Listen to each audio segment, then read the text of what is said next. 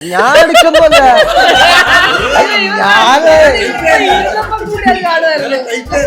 ഇവരെന്തായാലും പറഞ്ഞു തരണം. അടുത്ത ഇപ്പൊ ക്ലിപ്പ് അവിടെ വന്നിട്ടുണ്ട്. അതിനുകൊണ്ട് എനിക്ക് സത്യസന്ധമായ കാര്യങ്ങളൊക്കെ പോരട്ടെ. ടോപ്പ് 5 ആരൊക്കെ വരും? നിന്നോടാ ചോദിച്ചത്. അനീഷ് ഒനീല്. അനിമോള് വരുമ്പോ സീനാക്കോ ഈ ഉത്തരവൊക്കെ പറയുന്നതിന്? അത് എനിക്ക് അറിഞ്ഞൂടാ. ഞാൻ ഹൈപ്പ് എന്നുള്ള രീതിയിൽ ഞാൻ പറഞ്ഞത്. എന്താ ഈ കുട്ടന്റെ പിന്നിൽ എന്തോ ഒരു കഥ? സീരിയസ് ആയിട്ടുള്ള സീനുകൾ വരുമ്പോ പോലും ചിരിക്കുന്നതാര്?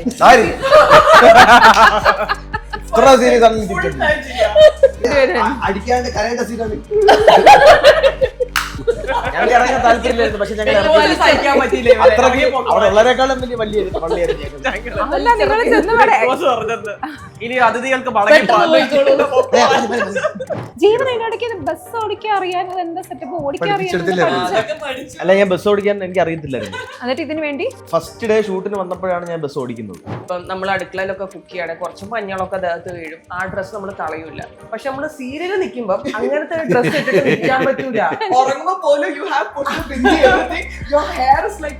അങ്ങനെ ഇട്ട് കഴിഞ്ഞാൽ പറയുന്നത് ഇച്ചിരി മെനക്ക് നടന്നൂടെ? അത് കാണുമ്പോ ഒരു ഇതും തോന്നും. വീട്ടിലാണ് വിഷയമില്ല. Hello, hi, welcome to ginger media. 29 September തൊട്ട് നിങ്ങളുടെ സ്വീകരണ മുറികളിലേക്ക് ഒരു പറ്റ ആൾക്കാർ വരുന്നുണ്ട്. ആൻഡ് നമ്മുടെ ഏഷ്യാനെറ്റിലെ ഹാപ്പി കപ്പിൾസ് എന്ന് പറഞ്ഞ സീരിയലിന്റെ വിശേഷം പങ്കിടാൻ വേണ്ടിയിട്ട് അതിന്റെ കാസ്റ്റ് ആണ് നമ്മുടെ കൂടെ ഉള്ളത്. ഹലോ. എന്നിട്ട് ഞാനിവിടെ വന്നിരുന്നപ്പോ തന്നെ നിങ്ങളുടെ ഈ വർത്താനം കേൾക്കുമ്പോ അറിയാം എത്രത്തോളം സെറ്റ് ആയിരിക്കും ഈ സിറ്റ്കോം സീരിയൽ എന്നുള്ളത് കേട്ടാ. അപ്പൊ നിങ്ങളുടെയൊക്കെ അടുത്തേക്ക് ഈ ഒരു സ്റ്റോറി വന്നു കഴിയുമ്പോൾ നമ്മൾ പറയുമല്ലോ ഇത് ചൂസ് ചെയ്യാൻ എനിക്കൊരു കാരണം ഉണ്ട് എന്നൊക്കെ പറഞ്ഞു. അങ്ങനെ എന്തെങ്കിലും ഒരു സ്പെസിഫിക് കാരണം ഉണ്ടോ നിങ്ങൾക്കൊക്കെ ഇങ്ങനെ ഒരു സംഭവം വന്നപ്പോ? ആര് വേണമെങ്കിലും തുടങ്ങിക്കോളൂ. ജീവൻ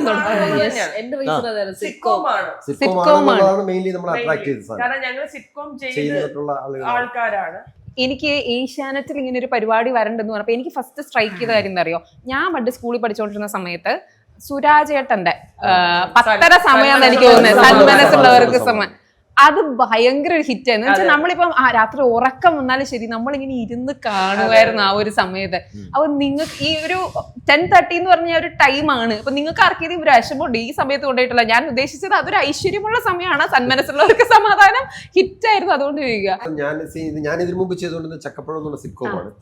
അപ്പൊ അത് പലപ്പോഴും നമുക്ക് എബ്രോഡിൽ നിന്നൊക്കെ ഒരുപാട് ഫ്രണ്ട്സിന്റെ മെസ്സേജ് ഒക്കെ വരുന്ന, കാരണം ഇത് നമ്മൾ രാത്രി കിടന്നുറങ്ങുമ്പോൾ നമ്മുടെ എല്ലാ ടെൻഷനും മാറ്റിവെച്ച് ഒരു സ്ട്രെസ്സും ഇല്ലാണ്ട് ഫ്രീ ആയിട്ട് കിടന്നത് ആ സിറ്റ്കോം കണ്ടിരുന്നത്. അപ്പൊ ഒബിയസ്ലി ഇത് 10:30 എന്ന് പറഞ്ഞു കഴിഞ്ഞാൽ നമ്മുടെ അതിന്റെ പ്രൊമോ പോയപ്പോഴും ആൾക്കാരൊക്കെ കമ്പനി ഇനിയിപ്പോ സ്വസ്ഥമായിട്ട് കിടന്നുറങ്ങാം, സമാധാനമായിട്ട് കിടന്നുറങ്ങാം. അപ്പൊ ഞാനൊരു കാര്യം ചോദിക്കട്ടെ, ബിഗ് ബോസ് കഴിഞ്ഞ് ഒടക്ക് കഴിഞ്ഞിട്ടാണ് അടുത്ത നിങ്ങളുടെ ഏഷ്യാനെറ്റ് ആയതുകൊണ്ടും നിങ്ങളുടെ അയൽവാസി ബിഗ് ബോസ് ആയതുകൊണ്ടും big boss related 2-3 rapid fire questions ആണ്. പറയില്ലേ?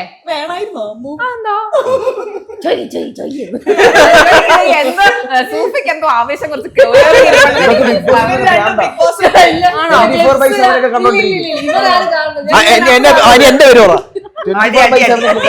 അപ്പൊ ഞാൻ ചോദിച്ചോളൂ കേട്ടോ, ബിഗ് ബോസിലെ ടോപ്പ് 5 വരാൻ സാധ്യതയുള്ള അല്ല എനിക്ക് എല്ലാരും പറയണം, ഇഷ്ടായിരിക്കുമല്ലോ ഇല്ലേ? കാണാറില്ല. അടുത്ത ബിഗ് ബോസിൽ വിളിക്കൂലേ?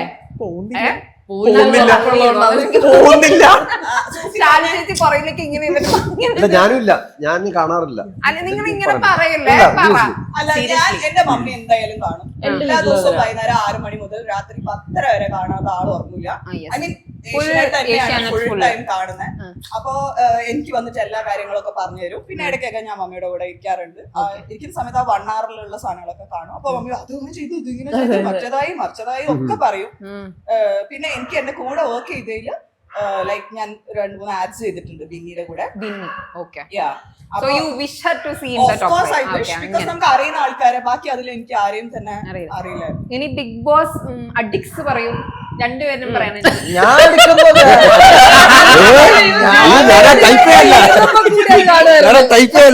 ഇവൻ എന്തായാലും പറഞ്ഞു തരണം. അടുത്ത ഇപ്പൊ ക്ലിപ്പ് വന്നിട്ടുണ്ട്. അതിന് മുന്നേ എനിക്ക് സത്യസന്ധമായ കാര്യങ്ങളൊക്കെ പോരട്ടെ. ടോപ്പ് 5 ആരൊക്കെ വരും? നീ പറയുന്നത് നീ പറയണേ ഞാൻ പറയാം. നിന്നോടാ ചോദിച്ചത്. അനീഷേട്ടനുണ്ട്. ഒനീൽ. ആ അത് അതെന്താന്നറിയാം, അതിപ്പോ എന്റെ പോയിന്റ് ഓഫ് വ്യൂല് ഞാൻ നമ്മുടെ പ്രൊമോഷൻ ബേസിസിൽ ഞാനത് പോയിട്ടുണ്ടായിരുന്നു. അപ്പൊ അതിന്റെ ഒരു രീതിയിൽ നോക്കുന്ന ഇതിലാണ് ഞാൻ പറഞ്ഞത്. കഴിഞ്ഞ ദിവസം പ്രൊമോഷന്റെ ഇതിലായിട്ട് പോയിട്ടുണ്ട് ആ, നമ്മുടെ ഹാപ്പി മറ്റന്നാളൊക്കെ ആയിട്ട് പിന്നെ ആരുള്ളത്? 5 പേര് പറയാം. അഞ്ച് ബസ്സില്ല. ഷാനവാസ്. പിന്നെ അനു. ആ. പിന്നെ ആരുള്ളത്? ലക്ഷ്മി വരുമോ? ചിലപ്പോ ചാൻസ് ഉണ്ട്. അല്ല ബാക്കിയുള്ളവര് പറയാറ് കേൾക്കണ്ടാവും. ബാക്കിയുള്ളവര് പറഞ്ഞു കേൾക്കുന്ന ഒരു പേരാണ്. സൂഫിക്ക് എന്താ എതിരഭിപ്രായം ഉണ്ടോ ഈ ലിസ്റ്റിന്ന്? ഇതൊന്ന് ലൈക്ക് ഇത് ഞാൻ ഫുള്ളി കാണുന്നല്ല കേട്ടോ. ഈ പറഞ്ഞ പോലെ വീട്ടിൽ അമ്മ ഡെയിലി കാണും, അതിന്ന് കാണും. പിന്നെ ഈ ക്ലിപ്സ് വരുമല്ലോ ഇൻസ്റ്റയിലൊക്കെ, ഞാനും ഞാൻ ലാലേട്ടന്റെ 2 എപ്പിസോഡ് ഇരുന്ന് കാണും. ലാലേട്ടൻ ഫയർ ആവുന്ന എപ്പിസോഡ് ലാലേട്ടൻ ഫയർ ആവുന്നത്. അപ്പൊ ടോപ്പ് 5 ഇത് തന്നെയായിരിക്കും. എനിക്ക് തോന്നുന്നു ഇതിൽ ഒരു വ്യത്യാസമുള്ള ഒനീല്. അതല്ലായിരിക്കും വേറെ ആരെങ്കിലും ആയിരിക്കും. അതിന് വേറെ ആരാന്നാ ചോദിക്കുന്നത്? Maybe Shanavas. ലിസ്റ്റിലുണ്ട്. പറയാൻ തരാ ഷാനവാസ്, അനീഷ്, അനീഷ്, ലക്ഷ്മി, ഒനീല് ആണ് ഞാൻ പറഞ്ഞത്. ചിലപ്പോ നൂറ അതിലേലും ഒരാൾ വരുമായിരിക്കും. ഓക്കെ, വിന്നർ ആകാൻ ചാൻസ് ഉള്ളത് ആരായിരിക്കും? ഇതൊക്കെ നമ്മുടെ ഗസ് അല്ലേ? എല്ലാവരും ഇങ്ങനെ പ്രഡിക്ഷൻ ഷാനവാസൊക്കെ ആയിരിക്കും. ഓക്കെ, അനുമോള് വരുമ്പോ സീനാക്കോ ഈ ഉത്തരവൊക്കെ പറയുന്നതിന്? അല്ല എനിക്ക് അറിഞ്ഞൂടാ, ഞാൻ ഹൈപ്പ് എന്നുള്ള രീതിയിൽ ഞാൻ പറഞ്ഞത്. ഓക്കെ, സൂഫി പറയൂ. ഓക്കെ, നിങ്ങൾക്ക് കാണുമ്പോ ഇതൊക്കെ പറയട്ടെ, ബിക്കോസ് എനിക്ക് തോന്നുന്നു എല്ലാവരും പറയുന്നതാണ് നോർമലി വന്നിട്ട്. എന്റെ നിങ്ങൾക്ക് ഏറ്റവും വെറുപ്പിക്കുന്നതായിട്ട് തോന്നുന്ന ഒരാളുണ്ട്. ഇതെല്ലാരും പറയുമെന്നാ പറയുന്നത്. നിങ്ങൾക്ക് അങ്ങനെ തോന്നില്ല? നമുക്ക് ഓക്കെ ഇവരെന്താ കാണിക്കുന്നത്, 50 days ആയിട്ട് വന്നിട്ട് I don't think she is performing well എന്ന് തോന്നുന്നു ഒരാളോ, അല്ലെങ്കിൽ നിങ്ങൾക്ക് തോന്നുന്നേ. ഒനീലിന്റെ കാര്യം പറഞ്ഞപ്പോ ഐ തിങ്ക് അല്ലേ സൂഫിക്ക് അങ്ങനെ തോന്നിയിട്ടായിരിക്കും ഒനീലിന്റെ പറഞ്ഞിട്ട് വെറുപ്പിക്കുന്ന പുള്ളി ഏറ്റവും ബെസ്റ്റ് ആണ്. എനിക്കിപ്പോ അവിടെ പോയിട്ടും തോന്നിയത് നെവിൻ എന്ന് പറഞ്ഞ പുള്ളിയുണ്ട്. ഇവരൊക്കെ ഭയങ്കര, പക്ഷെ ടോപ്പ് 5 വരുമോന്ന് അറിയില്ലാത്ത ആൾക്കാരാണ്. ബട്ട് നമുക്ക് പ്രെഡിക്റ്റ് ചെയ്യാൻ പറ്റില്ല, അത് സ്വിച്ച് ചെയ്യും പെട്ടെന്ന്. അതായത് ഇപ്പൊ ഞാൻ പറഞ്ഞേ ക്ലിപ്പിംഗ്സ് മാത്രമേ കാണുന്നുള്ളൂ. ആ ക്ലിപ്പിംഗ്സ് കാണുമ്പോ ആ ഒരു സിറ്റുവേഷനിൽ ചിലപ്പോ നമ്മളായിരുന്നെങ്കിൽ ആ വ്യക്തി ഇപ്പൊ സപ്പോർട്ട് കിട്ടുന്ന ആ വ്യക്തിനെ പോലെ ആയിരിക്കത്തില്ല നമ്മൾ ബിഹേവ് ചെയ്യുന്നത്. അതുകൊണ്ട് നമുക്കത് പറയാൻ പറ്റൂല അവര് ചെയ്തത് ശരിയാണോ ഇല്ലയോ ഒന്നും നമുക്ക് പറയാൻ പറ്റില്ല. അപ്പൊ അതിനകത്ത് നെഗറ്റീവ് കാണാൻ നമുക്ക് പറ്റത്തില്ല. ഈ 24/7 കാണുന്നവരോട് ചോദിച്ചു നോക്കും ഇതിനകത്ത് ആരാണ് ഇതെന്ന് പറയാൻ പറ്റും. നിങ്ങൾക്ക് എല്ലാവർക്കും നാളെ ഇതിന് വന്നു കഴിഞ്ഞാൽ നിങ്ങൾ പോവാൻ റെഡി ആയിരിക്കും? പോവില്ല. എനിക്ക് എന്റെ കുഞ്ഞുങ്ങളെ ചെറുതാണ്, എനിക്ക് പ്രഷർ എടുക്കാൻ പറ്റില്ല. നിങ്ങൾ ആ രണ്ടുപേരും അതിന്റെ ഉള്ളിൽ പോയിട്ട് എങ്ങനെയുണ്ടായിരുന്നു? ടോട്ടൽ അറ്റ്മോസ്ഫിയറും ആ വീടും നിങ്ങൾ ഒരു ദിവസം സ്പെൻഡ് ചെയ്തോ? നിങ്ങൾ രണ്ടുപേരും ഒരു 1 hour സ്പെൻഡ് ചെയ്തു അല്ലേ? മൊത്തത്തിൽ എങ്ങനെയുണ്ടായിരുന്നു? ഇറക്കി വിട്ട് ഓടി പോന്നു. ഞങ്ങൾക്ക് ഇറങ്ങാൻ താല്പര്യമില്ലായിരുന്നു, പക്ഷെ ഞങ്ങൾ അവിടെ ഉള്ളവരെക്കാളും വലിയ ഇനി അതിഥികൾക്ക് വാതിൽ തുറന്നു കിടക്കുന്നു. ഞങ്ങൾ തുറന്നിട്ട് പോയില്ല. ഞാൻ പറഞ്ഞു തീർന്നില്ലായിരുന്നു. കുറച്ചേരം സമയം എക്സ്ട്രാ കൊടുക്കൂല. നിങ്ങൾ നിങ്ങൾ എന്തിനു പുറത്തെ കാര്യങ്ങളും എല്ലാം പറഞ്ഞു കൊടുത്താ? ഒന്നും പറഞ്ഞില്ല. പറയുന്നത് ചിലപ്പോ തോന്നി കാണും.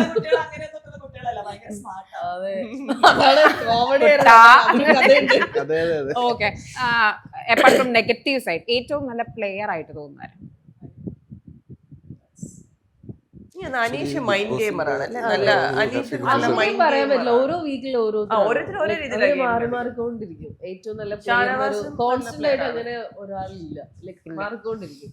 നെക്സ്റ്റ് തിങ്, നിങ്ങൾ ഇതിന്റെ ഉള്ളിൽ മെൻഷൻ ചെയ്തേക്കുന്ന ഒരു കാര്യം ശ്രദ്ധിച്ചത് എന്താ പറയുക, നിങ്ങളുടെ ജീവിതത്തിൽ ഉണ്ടാവുന്ന പല പ്രശ്നങ്ങളും നമ്മൾ ഇതിന്റെ ഉള്ളിൽ കോർത്തിണക്കിക്കൊണ്ടാണ് നിങ്ങൾ ചെയ്യുന്നത് എന്നുള്ള രീതിക്ക് പറഞ്ഞു. അപ്പൊ നിങ്ങൾക്കൊക്കെ റിലേറ്റ് ചെയ്യാൻ പറ്റുന്ന എന്ത് കാര്യം അതിന്റെ അകത്ത് ഉള്ളത്? അതായത് നിങ്ങൾ അഭിനയിക്കുമ്പോൾ നേരത്തെ ശരിയാ ഇതൊക്കെ എന്റെ വീട്ടിൽ നടക്കാറുള്ള ആ ഒരു സെറ്റപ്പ്, അങ്ങനെ എന്തെങ്കിലും ഒരു കാര്യം ഉണ്ടോ പറയാൻ? ഇപ്പൊ നമ്മുടെ ഫാമിലിയിൽ മാത്രമല്ല നമ്മുടെ സൊസൈറ്റിയിൽ ഉണ്ടാകുന്ന പല ഇഷ്യൂസും ഒരു സീൻ വരുന്ന സമയത്ത് റീസെന്റ് എന്തെങ്കിലും ഒരു ഇഷ്യൂ ആണെങ്കിൽ നമ്മളത് ആഡ് ചെയ്യും.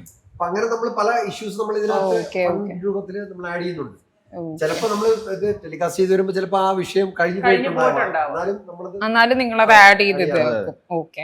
ഇനി അതേപോലെ എനിക്ക് വേറെ സിറ്റ്കോമിന്റെ കാര്യം നിങ്ങൾ പറഞ്ഞപ്പോ ഈ നിങ്ങൾക്ക് തന്നെ ഇടാം എന്നൊക്കെ പറഞ്ഞു, പക്ഷെ ഇത് ശരിക്കും ഒരു ചലഞ്ചിങ് പരിപാടിയല്ലേ ഈ ടൈമിങ്ങും? അതായത് നമുക്ക് അതായത് കുറച്ചൊരു ഈ പറഞ്ഞ കണക്ക് സമകാലീനമായ കാര്യങ്ങളെ കുറിച്ചുള്ള ഒരു അറിവുണ്ടായിരിക്കണം. അങ്ങനെയാണെങ്കിൽ പെട്ടെന്ന് നമുക്ക് അത് കണക്ട് ചെയ്യാൻ പറ്റും, പെട്ടെന്ന് സ്പോട്ടിൽ ഇടാൻ പറ്റും. പിന്നെ കുറച്ച് ഭാഷ ഉണ്ടാവണം, അതിവിടെ വൊക്കാബുലറി അല്ലേ, മലയാളം നല്ല മലയാളം സംസാരിക്കണം.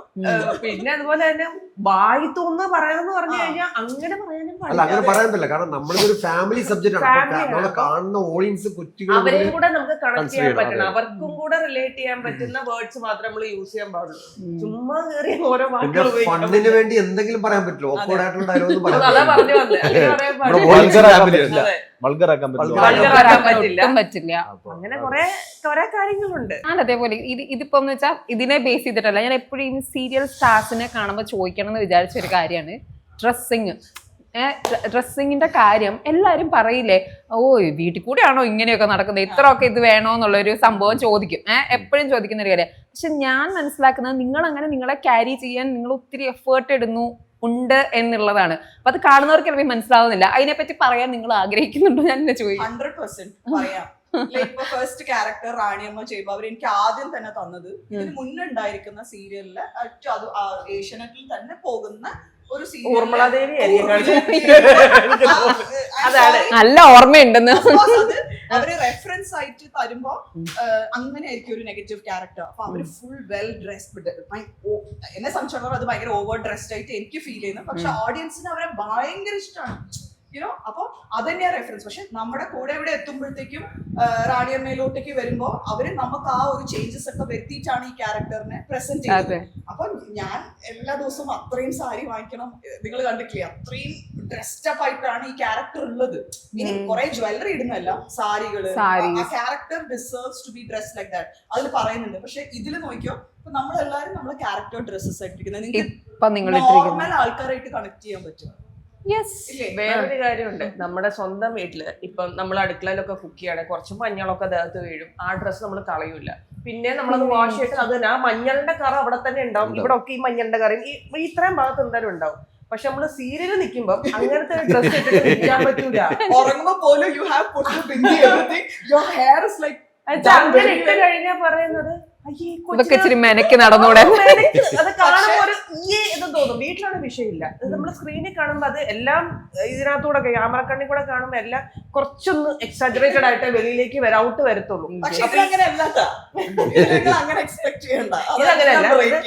അതായത് വളരെ സാധാരണ പട്ടുസാരി അങ്ങനത്തെ സംഭവങ്ങളൊന്നും അങ്ങനത്തെ അല്ലെന്നേ ഉള്ളൂ. നോർമൽ പഞ്ചായത്ത് പ്രസിഡന്റ് ആണ്. പഞ്ചായത്ത് പോകുമ്പോഴുന്ന ഒരു ഡ്രസ്സ്, ഒരു പഞ്ചായത്ത് പ്രസിഡന്റ് ഇപ്പൊ മുള്ളങ്കാവ് എന്ന് പറയുന്ന പഞ്ചായത്ത് പ്രസിഡന്റ് എന്ന് പറയുമ്പോൾ അവർ ഏകദേശം എങ്ങനെ ഡ്രസ് ചെയ്യും, ഭയങ്കര സംഭവമായിട്ടല്ലോ, you know how they dress. ആ ഒരു ഡ്രസ്സിംഗേ പിടിച്ചിട്ടുള്ളൂ. ഓക്കെ, ഞാൻ നിങ്ങളോട് ഇതൊക്കെ സംസാരിക്കാൻ നേരത്തെ എനിക്ക് നിങ്ങളുടെ ടെക്നിക്കൽ സൈഡിനെ പറ്റിയും കൂടി അറിയണമെന്നുണ്ട്. നിങ്ങൾ ക്യാരക്ടേഴ്സ് എല്ലാവരും എപ്പോഴും മുന്നിൽ വരുന്നുണ്ട്, നിങ്ങളുടെ ടെക്നിക്കൽ സൈഡ്, ഡയറക്ടർ അല്ലെങ്കിൽ സ്ക്രിപ്റ്റ് റൈറ്റർ അങ്ങനെയുള്ളവരെ പറ്റി ജസ്റ്റ് ഒന്ന് അറിയണം എന്നൊരു ആഗ്രഹമുണ്ട്, ഒന്ന് പറയാം. ഡയറക്ടർ മനോജ് ഗോപാൽ. ഓക്കെ, മനോജ് കുറെ സിറ്റ്കോംസ് മുമ്പ് തട്ടിമുട്ടി ചെയ്തിട്ടുണ്ട്. ഓക്കെ, ഫിലിം ചെയ്തിരുന്നു, ചെയ്തിട്ടുണ്ട്. എക്സ്പീരിയൻസ് ആയിട്ടുള്ള ഡയറക്ടറാണ്. ഡയറക്ടർ എന്ന് വെച്ചാൽ ഭയങ്കര കംഫർട്ടാണ്. നമ്മളപ്പോൾ നമ്മൾ അതേ വൈബിൽ നിൽക്കുന്ന ഭയങ്കര ഫ്രീ ആയിട്ട് നമ്മളൊരു സെറ്റിലൊക്കെ ചെന്ന് ഡയറക്ടർ തുടക്കം ഒന്നുമില്ല, ഭയങ്കര കൂൾ മനുഷ്യനാണ്, ഭയങ്കര കൂളാണ്.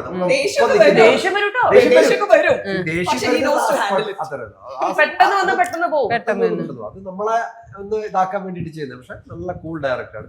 പിന്നെ റൈറ്റർ ഗിരീഷ് കിരാമിക, വളരെ എക്സ്പീരിയൻസ് ആയിട്ടുള്ള ഒരു തിയേറ്റർ പ്ലേ റൈറ്ററാണ്. എത്രയോ വർഷങ്ങളായിട്ട് മറ്റു നോർമൽ സീരിയൽസും ഒക്കെ ചെയ്യുന്ന ഒരാളാണ്.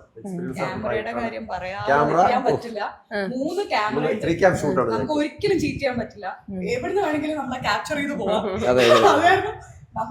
അല്ല, ഇതിന് ഏറ്റവും വലിയ രസം നമ്മളിതിനകത്ത് പലതരത്തിൽ ഓട്ടവും ചാട്ടവും ബഹളം ഒക്കെ ഉണ്ട്.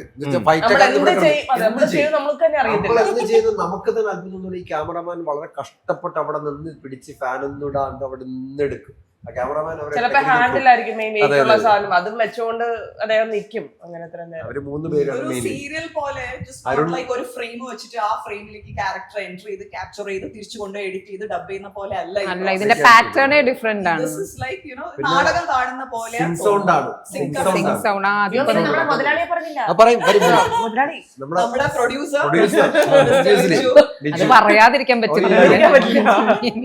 ലിജുവാണ് ഇതിന്റെ ശരിക്കും ലിജു ഭയങ്കര കൂളായിട്ട് ഒരു മനുഷ്യൻ, അതൊരു നോ പ്രഷർ, ഒരു കുഴപ്പമില്ല. നിങ്ങളുടെ സൗകര്യം പോലെ തീർപ്പാക്കാൻ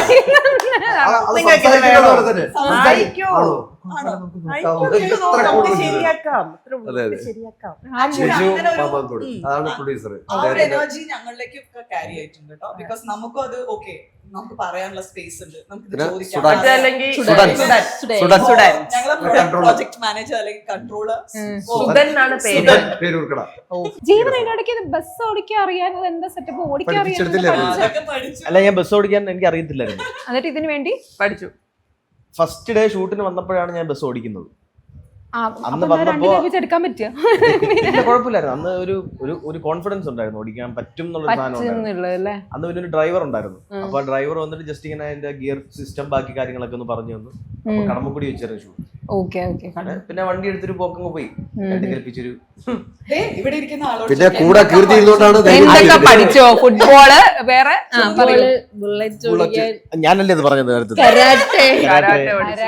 ഞാൻ കണ്ടു അതിന്റെ മീൻസ് നിങ്ങളുടെ ട്രെയിലറിന്റെ ബൈക്കിന്ന് വീണ്, ബുള്ളറ്റ് മറിഞ്ഞ് വീണ്, കൈകാലൊക്കെ പരിക്കായി, ബോക്സ് ചെയ്ത് കൈ വീർത്ത് ചിരിപ്പിക്കാനുള്ളത്. അതായത് അറിയില്ലാത്തൊരു കാര്യം പഠിച്ചെടുക്കുക. കുറെ കാര്യം പഠിച്ചു. എന്തൊക്കെയാ പോയിന്റ് ഔട്ട് ചെയ്ത് പറയാം. ഫിസിക്കലി ഇതൊക്കെ ആണെങ്കിലും ഈ അമലേട്ടനൊക്കെ കാണുന്നവരല്ല ഭയങ്കര മുന്നേ ചെയ്ത എക്സ്പീരിയൻസ് വേറെ, ഇപ്പൊ ചെയ്യുന്ന എക്സ്പീരിയൻസ് വേറെ, അങ്ങനെയാണ്. അപ്പൊ ഇവരുടെ കൂടെ നിൽക്കുമ്പോ ഇവര് ഭയങ്കരമായിട്ട് നമുക്ക് ഓരോന്ന് പറഞ്ഞു തരും. അപ്പൊ ആക്ച്വലി ആദ്യം നമുക്ക്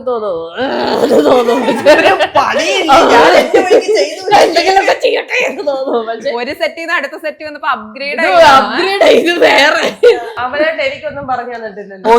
വല്ലപ്പോഴും വരട്ടെ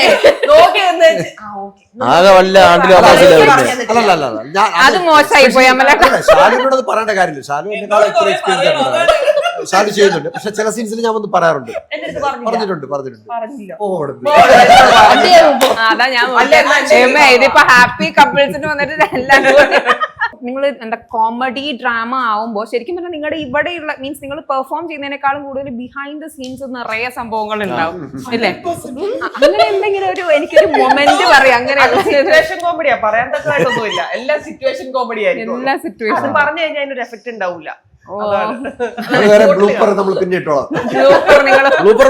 അത് ഞങ്ങൾക്ക് ഇടണം. ബ്ലൂപ്പർ അതൊരു വാളുണ്ട്, അതൊരു ലോഡാണ്. അല്ല ഇവിടെ കൈകിനായിപ്പോയി. അപ്പൊ ഹാപ്പി കപ്പിൾസ് വരാൻ പോകുന്നു. നിങ്ങൾക്ക് പ്രേക്ഷകരോട് എന്താണ് പറയാനുള്ളത് ഹാപ്പി കപ്പിൾസിനെ പറ്റി? കൃത്യമായിട്ട് കാണുന്ന ഫീഡ്ബാക്ക് നല്ലതോ ചീത്തയോ പറയുകയാണെങ്കിൽ നമ്മൾ റെഡിയാണ് ഇവിടെ. അതിപ്പോ കാണാനും നിങ്ങൾക്ക് ഒബ്വിയസ്ലി നിങ്ങൾക്ക് ഓപ്ഷൻസ് ഉണ്ടല്ലോ, കമന്റ്സ് ആയിട്ടും എല്ലാം. ഹോട്ട്സ്റ്റാറിലും വരുന്നുണ്ടല്ലോ. ജെന്യുവിൻ ആയിട്ടുള്ള നെഗറ്റീവ് ആണെന്ന് മാത്രം, അത്രേ ഉള്ളൂ. ജെന്യുവിൻ ആയിട്ടുള്ള നെഗറ്റീവ് ഉള്ള ചില, അതായത് നമ്മളെ കുത്തി നോവിക്കുന്ന പോലത്തെ നെഗറ്റീവ്സ് പറയും, പറയാതിരിക്കില്ല, എന്നാലും കുഴപ്പമില്ല. പക്ഷെ എനിക്ക് ഒരു യൂട്യൂബ് കമന്റ് വന്നിട്ടുണ്ട്, റാണിയമ്മയ്ക്ക് പോയി ചത്തൂടെ. ഞാൻ കണ്ടു. ഞാൻ ആക്ച്വലി കുറച്ച് ദിവസം എനിക്ക് ഭയങ്കര വിഷമായിരുന്നു. യുനോ അങ്ങനെയൊന്നും ഞാൻ ആരോടും സംസാരിക്കാത്ത ഒരാളാണ്. അതിന്റെ ഒരു ക്യാരക്ടറല്ല, ആ ക്യാരക്ടർ ഡിസേർവ് ചെയ്യുന്ന പോലെയാണ് ഞാൻ ചെയ്യുന്നത് എന്നൊക്കെ വെച്ച് ഒരുപാട് സങ്കടപ്പെട്ടൊരാൾ. ഇപ്പൊ എനിക്ക് അങ്ങനത്തെ കമന്റ്സ് വരുമ്പോ ഞാൻ അത് നോക്കിക്കൊണ്ടിരിക്കുക, എന്താണ് ഇംപ്രൊവൈസ് ചെയ്യാൻ, അല്ലെങ്കിൽ അതിൽ എന്താണ് ഉണ്ടോ, അല്ലെങ്കിൽ നിങ്ങൾക്ക് എന്തെങ്കിലും ഒരു കമന്റ് ഉണ്ടെങ്കിൽ ഡെഫിനറ്റ് ആയിട്ട് പറഞ്ഞു. ഇപ്പൊ അമൽ എന്നെ നോക്കി കാണുന്ന പോലെ ആയിരിക്കില്ല ഒരു തേർഡ് പാർട്ടി, അല്ലെങ്കിൽ അമ്മു സ്ക്രീനിൽ കാണുമ്പോൾ you will have your thing. അപ്പം ഫീൽ ഫ്രീ, ഞങ്ങൾക്ക് എല്ലാവർക്കും ഇഷ്ടമാണ്. പക്ഷെ റാണിയമ്മയ്ക്ക് വേണ്ടി ജയ് വിളിക്കുന്ന ആൾക്കാരും എന്റെ താഴെയുണ്ട്. എല്ലാത്ത ഏറ്റവും വലിയ സന്തോഷം, നമ്മളെല്ലാരും ഏഷ്യാനെന്റെ പല പ്രോഗ്രാംസിൽ നമ്മളൊക്കെ മുമ്പ് വന്നിട്ടുണ്ട്, എല്ലാരും ചെയ്തിട്ടുണ്ട്. അപ്പൊ വീണ്ടും ഏഷ്യാനെറ്റ് പോലെ ഒരു വലിയൊരു പ്ലാറ്റ്ഫോമിൽ ഇങ്ങനെ ഒരു സിറ്റ്കോം കുറെ കാലത്തിന് ശേഷമാണ് ഏഷ്യാനെറ്റിൽ വീണ്ടും സിറ്റ്കോം വരുന്നത്. നിങ്ങൾ ശരിക്കും പറഞ്ഞാൽ you are making history. First sitcom ആണ് ഏഷ്യാനെറ്റിന്റെ. ഇനി എത്ര വന്നു കഴിഞ്ഞാലും നിങ്ങളാണ് ഫസ്റ്റ് സിറ്റ്കോം. വീണ്ടും വരുന്ന ഒരു വലിയൊരു ഓപ്പർച്യൂണിറ്റി നമുക്ക് കിട്ടുന്നതാണ്. അപ്പൊ ആ ഒരു പ്ലാറ്റ്ഫോം ഏഷ്യാനെറ്റിനെ പോലെ ഒരു വലിയൊരു പ്ലാറ്റ്ഫോമിൽ കിട്ടിയാൽ ഞങ്ങൾക്ക് എല്ലാവർക്കും വലിയ സന്തോഷം. അപ്പൊ നിങ്ങളുടെ ഷോയും ഇനി നമ്പർ 1 ആയിട്ട് TRP റേറ്റിംഗ് ഒക്കെ കയറി അടിപൊളിയായിട്ട് വരട്ടെ. Wishing you all the best. Thank you so much. മീഡിയക്കും വലിയ താങ്ക് യു. സോഷ്യൽ മീഡിയയുടെ സപ്പോർട്ടും ഞങ്ങളുടെ കൂടെ വേണം. ഇടയ്ക്കിടയ്ക്ക് വന്നിട്ട് ഞങ്ങൾ സെറ്റിൽ വരാം. കളർ ആവട്ടെ. അപ്പൊ ഞങ്ങൾ സെറ്റിൽ വരാം. ഓക്കെ, ഷുവർ, ഡെഫിനറ്റ്ലി സപ്പോർട്ട് ചെയ്യണം. entertain you. Okay, sure. Thank you so much. Thank you. Thank you.